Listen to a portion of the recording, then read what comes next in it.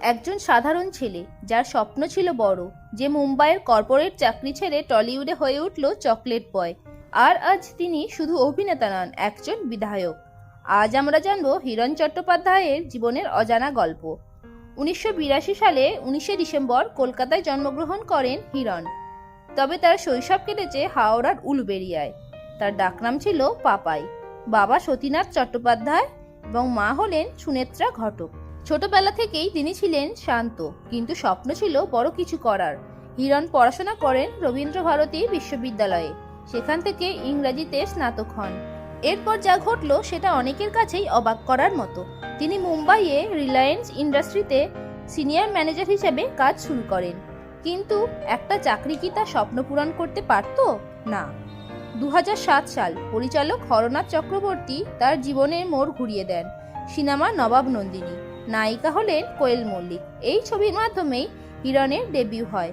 ফলাফল বিশাল হিট, দর্শকদের ভালোবাসা, নতুন এক নায়কের জন্ম। 2008 সালে তিনি অভিনয় করেন ভালোবাসা ভালোবাসা এবং চিরসাথী। এই সিনেমাগুলো তাকে এনে দেয় চকলেট বয় ইমেজ, মেয়েদের ক্রাশ আর প্রযোজকের প্রথম পছন্দ। পরপর হিট সিনেমাগুলি হলো জ্যাকপট, রিস্ক, লে হালুয়া লে, মাচো মাস্তানা। এই সময় তিনি টলিউডের অন্যতম জনপ্রিয় অভিনেতা হয়ে ওঠেন।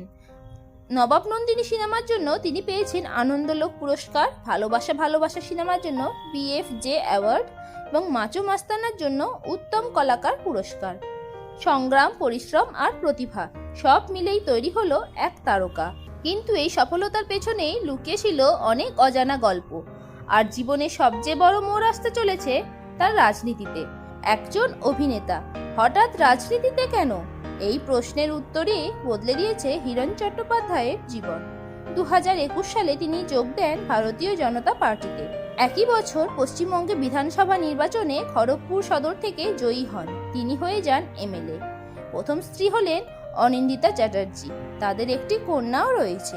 বাইরে থেকে সবকিছু পারফেক্ট মনে হচ্ছিল, কিন্তু ভিতরে 2026 সালে বড় বিতর্ক শুরু হয়। খবর আসে তিনি ঋত্বিকা গিরিকে বিয়ে করেছেন। সোশ্যাল মিডিয়ায় ছবি ভাইরাল হয়ে যায়, কিন্তু প্রথম স্ত্রীর দাবি কোনো ডিভোর্সই হয়নি, বিয়ে হলো অবৈধ। এরপর শুরু হয় আইনি বিতর্ক। ঋত্বিকা গিরি বলেন তারা দীর্ঘদিন সম্পর্কের মধ্যে ছিলেন, ডিভোর্স নোটিশ পাঠানো হয়েছিল। সত্যি কে বলছে? এই প্রশ্ন বিভক্ত হয়ে যায় সোশ্যাল মিডিয়া। সবচেয়ে অবাক করা বিষয়, হিরণ নিজে দীর্ঘ সময় কোনো বক্তব্য দেননি। এটাই রহস্যকে আরও গভীর করে তোলে। একদিকে সফল অভিনেতা, জনপ্রিয়তা, অন্যদিকে ব্যক্তিগত জীবনের বিতর্ক। একজন মানুষের জীবনে সবকিছু কি একসাথে সামলানো সম্ভব? তিনি যুক্ত আছেন ভয়েস অফ ওয়ার্ল্ডের সাথে, দৃষ্টি ও শারীরিক প্রতিবন্ধী শিশুদের সাহায্য করেন।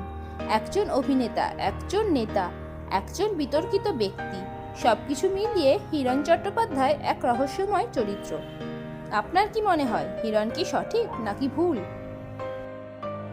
ভিডিওটি ভালো লাগলে অবশ্যই লাইক ও শেয়ার করুন। যদি কোনো কিছু জানতে চান বা আপনার কোনো মতামত থাকে, তাহলে কমেন্ট করে আমাদের জানাতে পারেন। আর এমন আরও নতুন নতুন ভিডিও পেতে আমাদের চ্যানেলটি সাবস্ক্রাইব করতে ভুলবেন না। ধন্যবাদ।